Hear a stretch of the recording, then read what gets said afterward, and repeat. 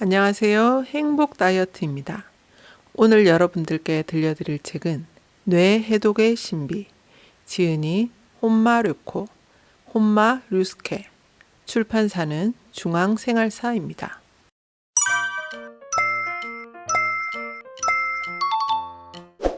감수자의 말, 이유 없이 피곤하지 않습니까? 아침에 일어나기가 힘들지 않습니까? 피곤한데도 잠을 잘 수 없지는 않은가요? 피곤하지만 병원에서는 아무 병도 진단받지 못한다면 어떻게 해야 할까요? 이 책에서 소개하는 부신피로는 소위 의사들도 모르는 병이라고 알려져 있었습니다. 지금은 국내에도 많이 알려져 있지만요. 이 책에서 소개하는 부신피로라는 병은 지금은 비교적 국내에도 많이 알려졌지만 많은 사람들에게 여전히 생소한 질환입니다. 원인 모를 극심한 피로감을 몸소 겪고 부신피로 외래 전문 스퀘어 클리닉을 설립하게 된 저자가 부신피로 환자들을 위해 제시하는 해결법들이 마음에 와닿습니다. 부신피로라는 질병을 해소하고 치료해야만 염증이 억제되고 뇌해독이 이루어져서 치매를 비롯한 노화 증상을 예방할 수 있다는 저자의 설명이 마냥 스치고 지나갈 내용은 아니라는 생각이 듭니다. 저자인 혼마르코, 혼마류스케가 운영하는 부신피로 병원인 스퀘어 클리닉은 옵티멀 헬스 의료 제공을 목표로 하고 있습니다. 일본의 안티에이징 의학의 권위자인 두 저자가 먹는 것이 사는 것이다 라고 말하면서 부신을 건강하게 할 수 있는 근본적인 식사법을 전하고 있습니다. 피로해진 부신을 돌보고 근본적인 식사법과 간편하고 편리한 것에만 의존했던 생활 습관을 점검해서 지속 가능한 뇌 건강을 지향해야 합니다. 코로나 사태와 경제 위기, 엎친 데 덮친 격으로 본격적인 기후변화 사태를 기점으로 사회적으로 스트레스 요인이 더 많아졌습니다. 그만큼 많은 사람들이 이미 부신 피로를 호소하고 있으며 이제는 누구라도 머릿속이 멍해지는 브레인 포그를 앓게 될 위험성에 노출되고 있습니다.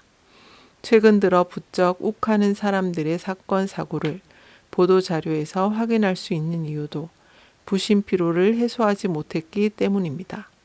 개인의 건강 문제를 넘어서 뇌 해독은 스트레스로 시달리는 많은 사람들의 정신 건강을 위해 필요한 선택이 될 수도 있겠습니다.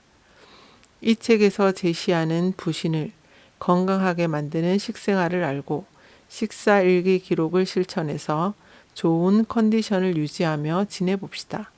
좋은 컨디션, 즉 피곤함이 없는 상태에서 우리의 뇌는 창의력을 발휘하고 자기 능력을 최대로 발휘하며 살 수 있습니다. 독소를 체내에 들이지 않고 체내에 들어온 독소는 밖으로 내보내고 몸에 좋은 영양소를 섭취한다는 뇌 해독의 3가지 포인트를 기억해 주시기 바랍니다. 자신의 생활 환경, 식사, 운동을 돌아보고 체질과 컨디션을 알게 되는 건강한 나날들을 보내시길 바랍니다. 감수자 박선무. 머릿말. 누구나 평생 정신적 건강을 유지하며 살고 싶어 합니다. 그런데 일본의 경우 2025년에는 치매 환자가 700만 명을 넘을 것이고 치매의 전 단계인 경도인지 장애까지 포함하면 65세 이상의 노인 3사람 중 1사람이 치매 환자 또는 치매 예비군이 되는 시대가 될 것입니다. 치매에 걸린 사람의 뇌에는 베타 아밀로이드라는 독이 쌓여 있다는 사실을 알았습니다. 치매에는 알츠하이머성 치매, 혈관성 치매, 루이소체 치매 등이 있습니다. 지금은 어떤 종류의 치매도 완치되지 않으며 완전하게 원래의 상태로 회복할 수 없습니다. 그래도 우리 부부는 진료하면서 독이 쌓이기 시작한 초기에 뇌 해독을 시작하면 뇌의 기능이 원래로 되돌아간다는 것을 실감하고 있습니다. 치매를 비롯한 노화 증상은 체내에 생기는 염증이 원인이라고 합니다. 염증을 억제하는 장기는 부신입니다. 그런데 스트레스가 많은 생활 속에서 부신이 지치면 부신 피로를 초래합니다. 부신 피로에 대해서는 본문에서 설명하겠습니다만 부신이 쇠약해지면 뇌에 독이 쌓여서 뇌 기능을 떨어뜨립니다. 우리 부부는 일본에서 처음으로 부신피로 병원을 개원했습니다. 진찰받기 위해서는 몇 달을 기다려야 합니다. 부신피로로 얼마나 많은 분이 어려움을 겪고 있는지 실감하는 바입니다. 우리들이 먹는 음식은 대단히 중요합니다. 먹는 것이 사는 것입니다. 라고 환자분들에게 항상 이야기하고 있습니다. 모든 기본이라고 할 수 있는 식사법을 개선하는 것으로 부신을 건강하게 만들 수 있습니다. 식사법 개선은 뇌의 해독과 이어지는 일이고 치매를 예방하는 일이기도 합니다. 이 책에서는 부신을 건강하게 만드는 식사법과 반대로 부신이 피로해지지 않는 식사법을 소개합니다. 매일매일 식사와 식사법을 잘 연구해서 부신을 건강하게 만들고 뇌 해독에 도움이 되기를 바랍니다. 혼마료코, 혼마류스케. 뇌에 독이 쌓여 있지 않습니까? 사람들은 왜 치매에 걸릴까요? 그 주된 원인은 뇌에 독이 쌓였기 때문입니다. 이를테면 알츠하이머성 치매의 경우 베타 아밀로이드라는 단백질이 뇌에 쌓이면서 정상적인 신경세포를 망가뜨리고 뇌를 위축시킨다는 것을 알았습니다. 베타 아밀로이드는 뇌에 생기는 기미 같은 것입니다. 베타 아밀로이드는 혈관벽에도 쌓이는데 혈관 기능을 악화시켜서 작은 뇌경색이나 뇌출혈의 원인이 되기도 합니다. 또한 노폐물 배출을 방해하는 등 성가신 물질입니다. 베타 아밀로이드가 치매의 원인이라면 이것만 제거하면 치유되겠다고 생각할 수도 있습니다. 그런데 베타 아밀로이드를 제거한다고 해도 치유는 되지 않는다는 것이 판명되었습니다. 베타 아밀로이드가 쌓이는 환경, 그 자체를 개선하지 않으면 아무리 제거해도 베타 아밀로이드가 다시 쌓이기 때문입니다. 따라서 뇌에 독이 쌓이지 않는 몸을 만드는 일과 뇌를 해독하는 일을 병행해야 합니다. 부신이 지치면 노화가 가속된다. 부신은 다양한 호르몬을 분비하는 중요한 장기. 부신이라는 장기에 주목해 주십시오. 부신은 좌우의 신장 위에 올라 있는 작은 삼각형 장기로 많은 종류의 호르몬을 생산, 분비합니다. 만두로 비유하면 만두피 부분이 부신피질입니다. 여기서 코르티솔과 알도스테론 등이 생산됩니다. 만두소에 해당하는 부분이 부신 수질인데 여기서는 아드레날린과 도파민 등이 생산됩니다. 부신에서 나오는 다양한 호르몬은 주로 다음과 같은 역할을 합니다. 스트레스에 대응한다. 체내의 염증을 억제한다. 혈당치와 혈압을 조절한다. 면역 기능을 다스린다. 교감신경, 부교감신경의 균형을 조정한다. 체내시계나 수면 리듬을 조정한다. 정신 안정을 돕는다. 뼈대사. 이것만으로도 부신이 인간의 몸에서 얼마나 중요한 장기인가를 알 수 있습니다. 부신 피로는 심신의 컨디션을 망가뜨린다. 사람의 몸은 다양한 스트레스를 받고 염증을 만듭니다. 염증 억제 기능을 담당하는 것은 부신이 분비하는 호르몬인 코르티솔입니다. 코르티솔은 무한하게 생산되는 것이 아니라 그 사람이 가진 부신의 용량 범위 안에서 만들어집니다. 이 말은 과대한 스트레스가 장기간 이어지면 코르티솔의 생산이 따라가지 못해서 부신 그 자체가 피로에 빠진다는 것입니다. 이런 상태를 부신피로라고 합니다. 부신피로가 되면 몸의 염증을 충분하게 억제할 수 없어서 노화가 가속되고 컨디션이 악화하며 질병이 두드러집니다. 반대로 코르티솔의 분비량이 과다해도 몸이 나빠집니다. 따라서 균형을 유지하는 것이 중요합니다. 부신이 필요하면 주로 다음과 같은 증상이 나타납니다. 깊은 잠을 자지 못하거나 아예 잠을 자지 못한다. 코르티솔은 오전 4시에서 6시부터 분비량이 늘어나 오전 8시경에 최고치가 됩니다. 그리고 이후 점점 감소합니다. 부신 피로로 이런 리듬이 망가지면 수면에 영향을 미칩니다. 몸이 무겁고 우울하다. 부신이 지쳐서 스트레스에 대해 대응할 수 없으면 우울해지는 경향이 있습니다.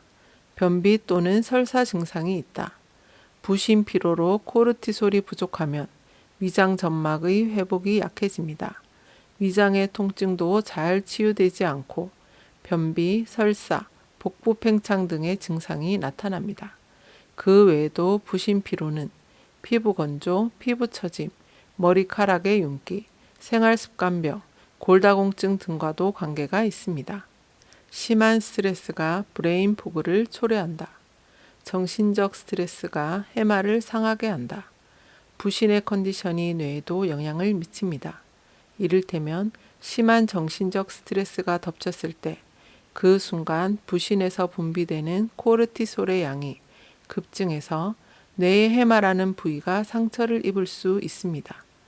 해마란 받아들이는 정보를 일시 보관하는 장소입니다. 여기를 다치면 일시적으로 기억력이나 사고력이 떨어집니다. 구체적으로 조금 전의 일이 기억나지 않는다 또는 책을 읽어도 내용이 잘 이해되지 않는다는 증상이 나타납니다. 이것을 브레인 포그라고 합니다. 치매와 달리 브레인 포그는 연령과 상관이 없고 젊은 나이에도 발생할 가능성이 있습니다. 눈이 돌아갈 정도로 바빴다거나 견딜 수 없을 정도로 슬픈 일이 있었을 때 기억의 일부가 사라지는 일이 있습니다. 이것도 브레인 포그입니다. 스트레스와 노화세포가 염증을 만성화시킨다. 염증이란 몸이 외적과 싸우고 있는 상태. 여기서 염증이란 무엇인가에 대해서 확인해 두겠습니다. 염증이란 체내에 이물질이 들어왔을 때 생기는 방어 반응으로 세균이나 바이러스가 몸에 침입했을 때 발생합니다. 염증 그 자체는 병이 아니고 우리 몸을 지키고 회복시키기 위한 면역작용입니다. 세균이나 바이러스 등의 외적에 대해 몸이 싸우고 있는 상태를 염증이라고 합니다. 염증 반응으로 외적을 물리친 다음에는 이른바 불을 끄고 난 다음에는 바로 철수하면 되는데 외적이 없어져도 염증이 사라지지 않는 경우가 있습니다. 염증을 일으킨 원인인 세균이나 바이러스가 몸 안에서 없어진 다음에도 그 사람 일상의 식생활, 스트레스, 담배 등이 원인으로 작용해서 염증의 불씨가 완전하게 없어지지 않았기 때문입니다. 이처럼 염증이 장기화되는 것을 만성염증이라고 합니다. 인간의 몸을 구성하는 세포는 50에서 60회 정도 분열을 반복한 다음 사멸하는데 실은 사멸하기 직전의 노화세포가 염증을 촉진하는 물질을 배출합니다. 이런 노화세포도 만성염증의 원인이 됩니다. 부신을 건강하게 만드는 식사법. 단백질과 지방을 제대로 섭취한다. 호르몬의 재료가 되는 식재를 먹는다. 코르티솔은 아침 시간대에 가장 많이 분비되는 호르몬입니다. 그런데 부신의 기능이 저하되면 아침에 충분한 양의 코르티솔이 분비되지 않아서 아침부터 몸이 무겁습니다. 이것만이 아니라 장 소화, 흡수, 기능까지 떨어지는 경우가 많습니다. 이것을 보충하기 위해서는 아침, 점심, 저녁 식사에서 호르몬과 몸 조직의 재료가 되는 단백질과 지방을 섭취하는 것이 매우 중요합니다. 에너지원으로 탄수화물도 필요합니다만 동시에 고기류와 신선한 야채 등도 가능한 한 끼니마다 먹어야 합니다. 단백질을 충분하게 섭취하지 않으면 몸 전체에 부담이 갑니다.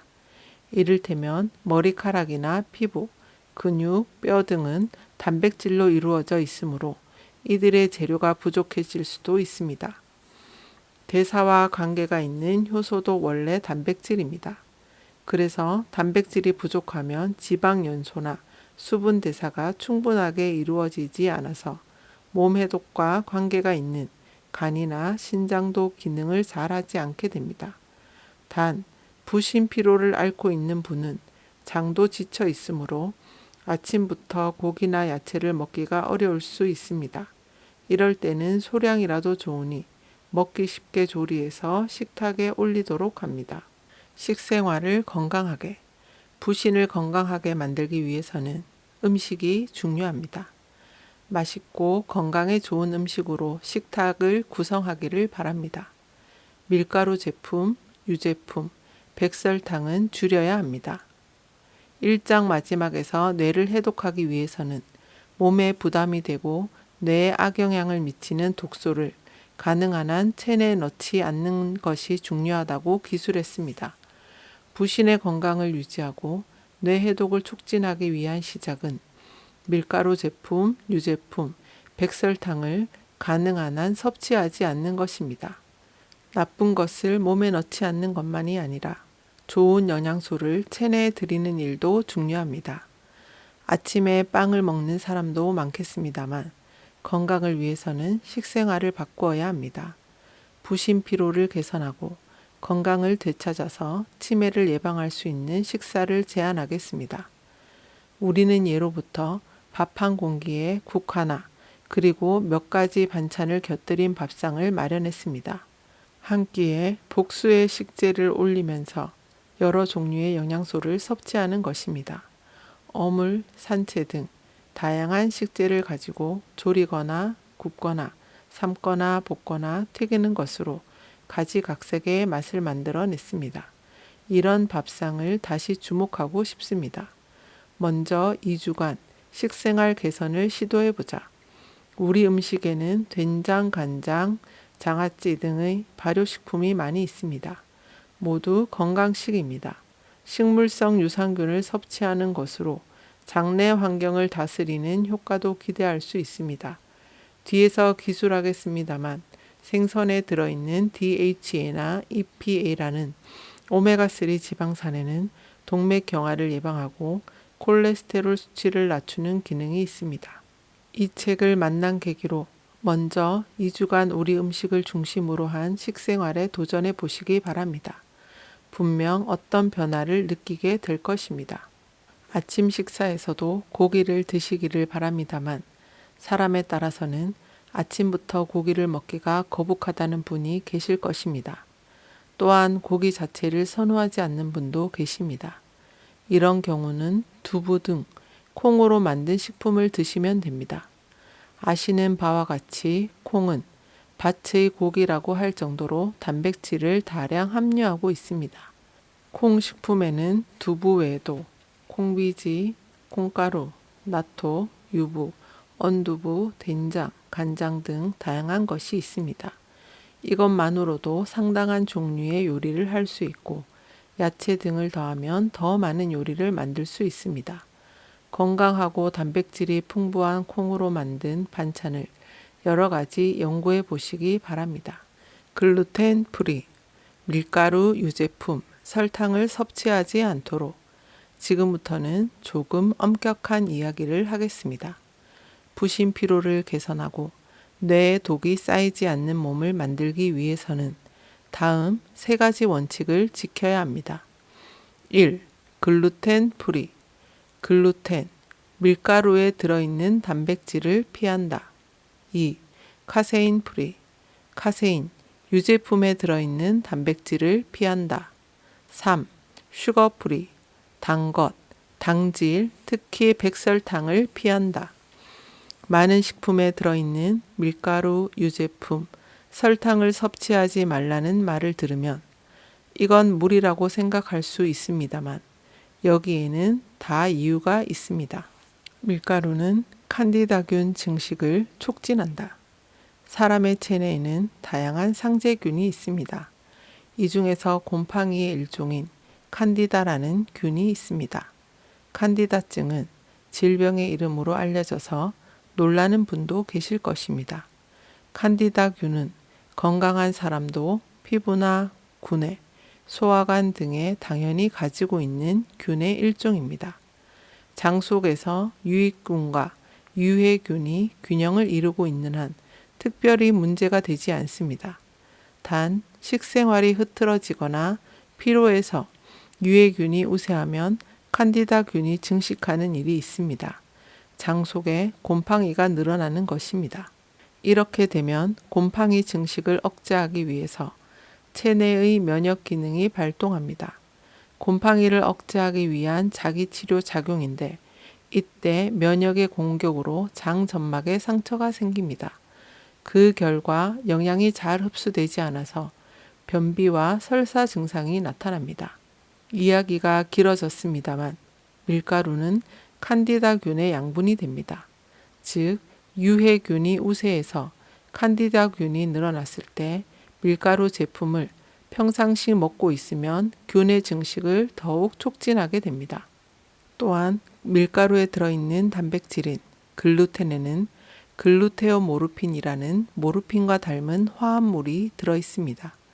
이 화합물은 이른바 마약과 같은 물질로 뇌로 들어가면 행복한 기분을 만드는 작용을 합니다. 밀가루 중독증과 같은 것으로 먹으면 먹을수록 더 먹고 싶은 마음이 생깁니다. 따라서 글루텐을 평상시 자주 섭취하면 식후에 머리가 멍해지거나 집중력이 떨어지는 증상이 나타납니다. 밀가루에는 글리아딘이라는 단백질도 들어 있습니다. 글리아딘은 소화 밀가루 알레르기나 운동 유발성 밀가루 알레르기를 불러올 수 있습니다. 운동 유발성 밀가루 알레르기란 밀가루 제품을 먹고 1에서 2시간 후에 운동했을 때 혈압이 떨어져서 기절하거나 얼굴 일부가 붓거나 숨을 쉴 수 없게 되는 증상입니다. 글리아딘은 뇌세포나 혈액 뇌장벽의 장벽 기능을 맡은 세포 등에 영향을 미쳐서 염증을 일으키기도 합니다. 이렇게 밀가루에 들어있는 단백질류에는 인체에 악영향을 미치는 것들이 몇 가지 있습니다. 최근에는 서양에서도 글루텐 프리가 주목받고 있고 실제로 글루텐 프리 식품이 많이 팔리고 있습니다. 우리나라에서도 글루텐 프리가 지금보다 일반화되기를 바라는 바입니다. 카세인 프리 유제품에는 유해한 특성이 있으니 주의가 필요. 카세인이라는 유제품에 들어있는 단백질의 명칭입니다. 우유, 치즈, 요구르트 등의 유제품은 일반적으로 몸에 좋다고 합니다만 실은 몇 가지 유해한 점들이 있으므로 주의가 필요합니다. 원래 카세인은 알레르기를 일으키는 원인 물질입니다. 꽃가루 알레르기나 아토피성 피부염과 관련성이 지적되고 있습니다. 알레르기 증상이 발생하면 면역 기능 조정을 담당하는 부신에 부담이 갑니다. 그래서 부신 피로를 앓고 있는 분의 컨디션을 더욱 악화시킬 위험이 있습니다. 또한 유제품에는 젖당이라는 당이 많이 들어 있습니다. 젖당은 소장에서 만들어지는 락타아제라는 효소로 분해되는데 락타아제가 부족하면 젖당 불내증이라는 증상이 나타날 수도 있습니다. 구체적으로 소화 불량이나 복통, 설사 등이 발생합니다. 우유를 마시면 배탈이 나는 사람이 있습니다. 우리 주변에는 젖당 분해 효소가 없어서 우유를 잘 소화하지 못하는 사람이 적지 않습니다. 당연히 배탈이 나면 소장에 부담이 가므로 자동으로 부신에도 부담이 됩니다. 이른바 부신 피로를 앓고 있는 사람에게 유제품은 결코 권장할 수 있는 식품이 아닙니다. 부신의 건강을 목표로 한다면 역시 카세인을 섭취하지 않도록 노력하는 것이 중요합니다. 슈거프리를 적극적으로 지향한다. 식사 후 심하게 졸음이 오는 경우가 없는지요? 이것은 높은 확률로 혈당 스파이크 증상이라고 할 수 있습니다. 혈당 스파이크란 식사 등으로 혈당치가 일시적으로 급격하게 변동하는 것을 말합니다. 일단 올라갔다가 그 후 급격하게 떨어졌을 때 저혈당증이나 부신피로로 몸이 나빠질 수 있습니다. 구토나 두통을 동반할 수도 있습니다. 물론 당분을 과하게 섭취했기 때문에 이런 증상이 나타나는 것입니다. 또한 잘 아시는 바와 같이 혈당치의 급격한 변동은 혈관에 손상을 주고 심근경색, 협심증, 뇌출혈, 뇌경색 등의 위험을 높입니다. 그것만이 아니라 암이나 치매에 걸리는 위험도 커지니 주의해야 합니다. 암세포는 당을 매우 좋아합니다. 당을 많이 섭취하면 암세포의 영양분이 될 수도 있습니다. 밀가루가 칸디다균의 영양분이 된다고 기술했습니다. 설탕도 칸디다균이 좋아하는 것이므로 설탕을 섭취하면 칸디다균을 키울 위험도 있습니다. 부신피로가 있는 사람의 대부분은 피로할 때 단 것을 찾아서 먹습니다. 그리고 피로가 회복되는 느낌을 받습니다. 그러나 단 것에는 당연히 당질이 많이 들어 있으므로 혈당 스파이크 원인이 되고 부신은 더 많은 부담을 가지는 결과를 초래합니다. 설탕 중에서도 특히 백설탕은 몸에 좋지 않습니다. 백설탕의 원료인 사탕수수에는 원래 영양소가 많이 들어 있습니다만 설탕을 정제하는 과정에서 영양분을 대부분 잃어버립니다. 그 결과 그냥 달고 칼로리가 높은 물질이 된 것입니다.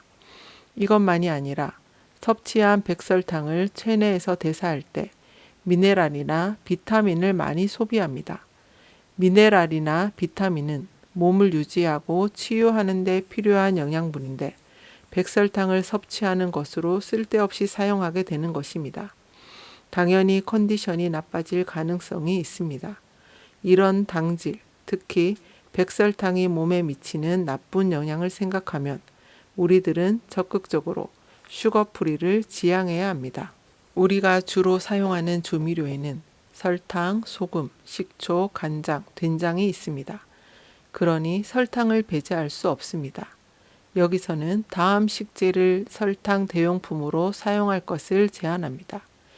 1. 꿀. 요리할 때도 과자를 만들 때도 사용합니다. 설탕보다 달아서 양을 줄이는 것이 중요합니다. 2. 올리고당. 설탕보다 달지는 않지만 자연스러운 단맛이라 여러 메뉴에 잘 어울립니다. 3. 사탕수수 원당. 미네랄을 함유한 몸에 좋은 비정제 설탕입니다. 물론 요리에 사용할 수도 있습니다. 현미밥을 먹자. 당질 흡수 속도가 느리고 영양이 풍부한 현미. 슈거프리에서도 이야기한 바와 같이 당질은 가능한 한 섭취하지 않는 것이 좋습니다. 그런데 우리의 주시 백미가 혈당치를 상당히 많이 올립니다. 최근에는 당뇨병 예방을 위해서 식사할 때 야채부터 먼저 먹는 습관이 유행하고 있습니다. 이런 습관으로 백미부터 급하게 먹어서 혈당치를 급상승시키는 위험이 줄어들었습니다. 그래도 메뉴에 따라서는 쌀이 많이 들어가야 하는 음식도 있으니 당질의 흡수 속도가 느리고 영양가 높은 현미를 식탁에 올리도록 권장합니다. 현미는 수확한 벼에서 겹겨만 제거한 모양의 쌀로 정미하지 않는 것입니다. 백미와 비교하면 식이섬유가 4에서 6배 많고 비타민 E와 비타민 B군, 미네랄류도 풍부하게 들어 있습니다. 오메가3계의 불포화 지방산을 적극적으로 섭취한다. 생선에 들어있는 양질의 기름을 적극적으로 섭취하자. 고등어와 꽁치, 정어리 등의 생선구이는 참 맛있습니다. 이런 등푸른 생선에는 오메가3계의 불포화 지방산인 DHA와 EPA가 들어있습니다. 둘 다 양질의 기름이므로 이것을 섭취하기 위해서 평상시 많이 드시길 바랍니다.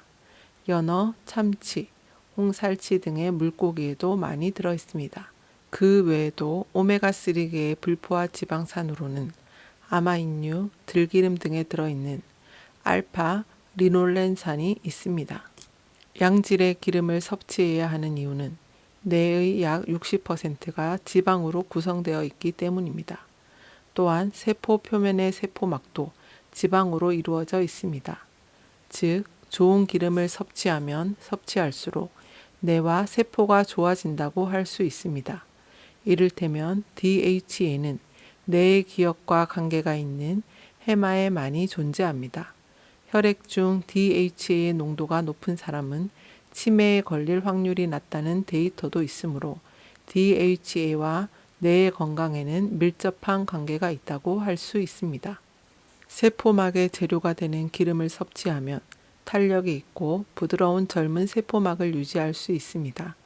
이것이 건강을 증진하는 힘이 됩니다. 생선을 먹어서 섭취할 수 있는 양질의 기름은 모든 점막에 도움이 됩니다. 거칠어진 장의 점막을 고칠 수도 있어서 앞에서 언급한 장누수 증후군의 회복에도 효과가 있다고 생각합니다. 하나 주의해야 할 점이 있다면 바다를 헤엄치는 물고기에는 수은이나 다이옥신이라는 유해 물질이 들어있을 가능성이 있다는 사실입니다. 한편 크기가 작은 물고기는 유해 물질의 양도 적을 것으로 생각합니다. 어패류는 몸 길이가 도마 위에 오를 정도의 크기를 선택하는 것이 좋습니다. 지금까지 뇌 해독의 신비를 읽어드렸습니다.